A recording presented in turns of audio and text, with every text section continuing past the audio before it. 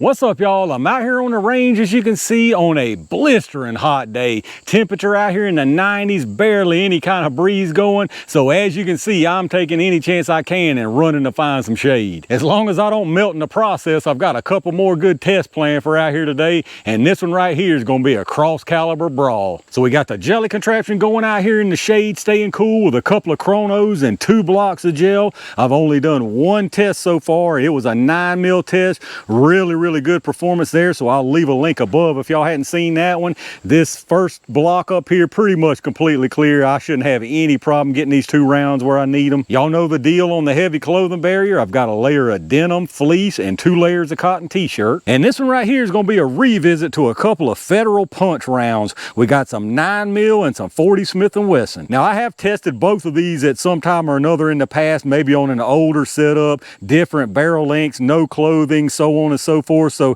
I'm trying to go back and pick out a few here and there that I need to do a sort of an update test on. So these 2 right here got the call for the day. Again, we've got the Federal punch 9mm and 40 Smith & Wesson. The 9mm is 124 grain. The 40 Smith & Wesson is 165 grain. As far as the ballistics on the box, for the 9mm, they're saying 1150 at the muzzle. For the 40 Smith & Wesson, they're saying 1130 at the muzzle. So a little bit slower on velocity, but with the extra weight, you're still talking about right at 100 foot-pounds more energy with that 40. Here's a look at the cartridges. As you can see, brass case, no nickel plating on them anymore. Ever since the punch is no longer part of their premium line, Federal Premium, they dropped the premium, so they dropped the nickel plating. Punch projectile there, you can see 40 on the right, 9 on the left, much bigger opening on that 40. But if I remember correctly, in the past, both of these punch have done a pretty good job, so I don't expect nothing less today. Now that ballistic info in the box is from a 4-inch barrel for both of these. What I'm running today is shorter than that for the 9 and the 40. Y'all heard my opinion on this before. If I'm going to test only a certain barrel length, it's going to be the short ones, because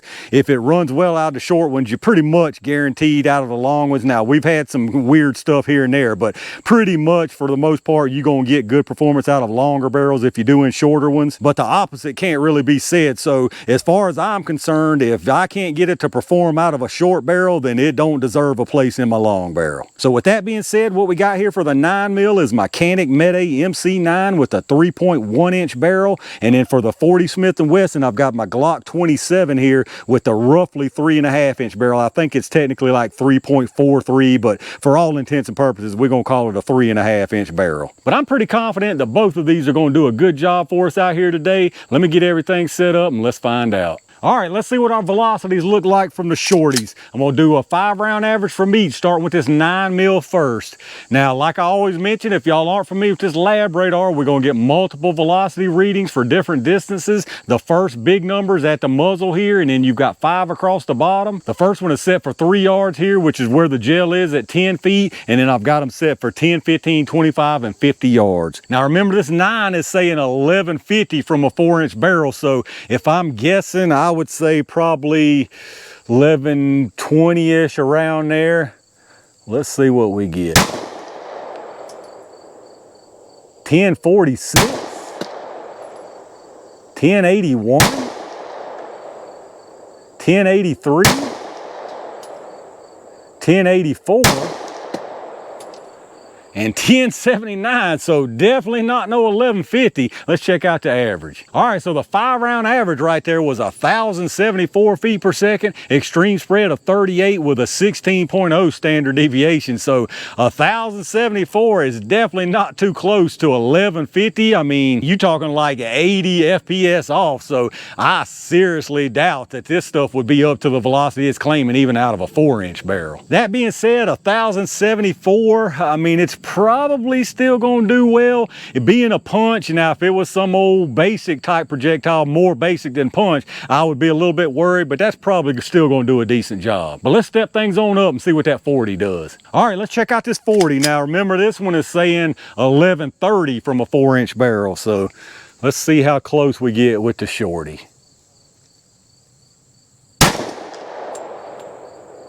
1,095, 1102, 1,089, 1,088, and 1,092. So again, definitely not no 1130. Let's check out the average. All right, our 5-round average that time from this 40 Smith & Wesson was 1,093 feet per second, an extreme spread of 14 with a standard deviation of 5.6. So definitely more consistent right here. 1,093, what do you like, 50, what's that, 50, 40, 50 off? So a little bit closer on this one too than the 9 was as far as claim box velocity. So 1,093 right there, and if you do remember on that 9, it was 1,074, so you're talking about 19 feet per second difference between those, which is right where the box is claiming now. They both are lower than the box, but the box is showing 20 FPS difference between them, and we're sitting here looking at 19. Now, obviously, you're talking about different caliber, different projectile weights and all that, so that really don't mean a whole lot. All that basically means is that this punch is, in my opinion, from what I can tell, is loaded weak across the board, no matter the caliber. But hopefully the projectile's good enough to give us a good show. Let me get it all set up, and y'all know what time it is. All right, y'all, it's haymaker jelly time. I'm gonna put one from each of these into the gel, starting with this 9mm first. I'm a little bit worried about this one, I ain't gonna lie. I think it should still do okay though. Let's see what happens.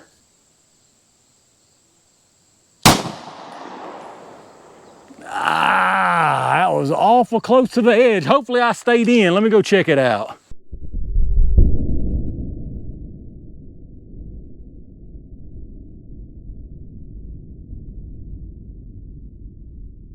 All right, false alarm on that one there. It's actually looking really good. I think the reflection just kind of faked me out a little bit.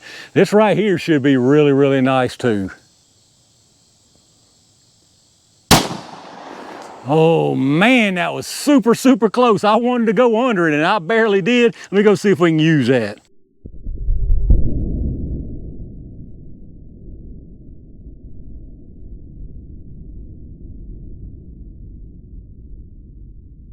All right, let's check out what we got down here. I about got into that 9mm sure enough. I always get worried about staying out the bottom, and I almost ended up too high on this one, but plenty of separation between both of them to see what happened. Really nice performance from both of these. You can see a difference in this disruption. You can tell that 40 actually peeled back sooner. It's probably, well, it's a larger ending size, but I'd be willing to bet if you looked at the percentage of change between the 40 and the 9, as far as starting size and ending size, that 9's gonna have a bigger percentage, just because again that 40 was moving faster, started expanding sooner, so it peeled back more. But all that aside, again, both of these did a great job in the gel. The first one up on the top, kind of in the back there, that was the 9mm from the MC9. You can see immediate expansion, no doubt about it. All that very nice spiraling disruption all the way through the first block, probably about an inch, maybe an inch and a quarter into this second block, and it looks like you got some really, really nice expansion. And then of course right up under that, it's the 40 Smith & Wesson, pretty much the same story. The disruption is a little bit smaller here. Again, that's just because that thing opened up like quicker than the 9 did. But again, both of them very, very nice. Really nice disruption again, all the way through this first block. Very nice disruption. Into this second block, I'm gonna say probably about 3 inches. And once again, you've got some very, very nice expansion. But let's see how far they did actually go. As far as that 9mm, you're out here at 17¼ inches, so fantastic right there. And then on the 40 Smith & Wesson, you're at 19¾ so very, very nice penetration from both of those. And then here's your close look from the front view. Again, on the top 9, the bottom the 40, you can see even from this view probably you got a larger area of disruption from that 9, even though you had a pretty decent amount more energy from that 40 on the bottom. Follow them on through here. You can see nice disruption all the way from both of them. And then there's your projectiles. Very, very nice expansion from both. And then from the top view here, same story again. You can see a bigger disruption on that 9. Watch it come on through the first block, into the second block, and then once again, there's your projectiles. All right, let's check out these projectiles, y'all. More really nice performance here, but it does show what I've been trying to explain and probably doing a terrible job of it as far as the expansion between the 9 and the 40. This one right here is the 9 and this one is the 40. Now, as you can see, the lead on the 40 is definitely pulled out more. You can look at them here, the 9, it's just barely pulled out past the jacket pedals. However, I'm pretty sure this 9 size is actually going to be a little bit bigger than the 40. Because like I said, if you can tell, it's going to be really, really hard to tell without being in person. I'm sure you can though. You can see these pedals are out at more of a straight angle. You can see the 40 peel back more. So as far as, like I was saying, the percentage of change from the final size to, or starting size to final size, this 9 is definitely going to have a bigger percentage of change. But all that's really just getting into the weeds. I just think stuff like that's kind of interesting. Both of these, as you can see, did a really nice job. So let's get some numbers on this stuff. We'll start with the weight. The 9 started at 124 and it's actually at 125.6, so nothing lost there at all. I don't see anything in the gel from either one. This 165.40 is at 165.7, so both of them above the weight that they're supposed to be, so absolutely nothing lost. And then these sizes should be interesting. We'll start with the 40 here. You got 635 and 630, so really, really nice expansion there on that 40. And then for the 9 mil, you've actually got 681 and 671, so again, the 9 mil final size is larger than the 40, even though the 40 started marginally larger and had higher velocity and energy. So there you go, y'all, the Federal Punch in 9 mil and 40 Smith & Wesson. Really, really nice comparison between these two. Really nice performance from both of them. However, if you've got to call a winner here, I mean, I think it's obvious. It might not be a complete lights out knockout by this 40 Smith & Wesson, but at the very least, it definitely won with the TKO. All right, y'all, I'm gonna wrap it up right there for another good 9 and 40 Smith & Wesson comparison. I don't really do these caliber versus caliber tests to really find out a winner because, I mean, let's face it, just based on ballistics alone, it's no question, 10 out of 10 times with everything else being equal, the 40 is gonna take the win. It's just simple math. It's gonna take the win ballistically every single time. But I think the benefit of these versus videos comes from the fact that you can look at how much difference there is between the two calibers, and you can use that info to make your own judgment. You know, is it worth the extra or the little bit less to carry a heavier tool, to have less capacity, to have more capacity? So even though ballistically, again, it's just simple math, the 40 is absolutely going to take the win, you still can use that info to make your own best decision. So as far as I'm concerned, both of these are winners out here today. There's really no loser between these. Now, I want more power out of these just like I want more power out of everything, but they were absolutely adequate for standard pressure type stuff. Very nice penetration, really nice expansion on them, and the recoil was not bad at all. So again, I think both of these did a fine job. But let me know down in the comments what y'all think about it. Any of y'all out there carry 9 or 40? If you do, what do you carried in? What's been your experience with it? Let me know in the comments what your thoughts are. If you enjoyed the video, take a second and hit that thumbs up button, subscribe to the channel, and make sure you've got those notifications on so you get notified when I upload stuff. Once again, a reminder to check out those affiliate links in the video description. Anything you grab after checking those links out, I get a kickback from them toward the channel, so I really appreciate that. Big thanks again to all my Range Gang members and every single one of y'all for supporting the channel. I've got one more test planned for out here if I can get it done before I melt, so stay on the lookout for that. And in the meantime, stay safe, stay prepared, and I'll see you soon.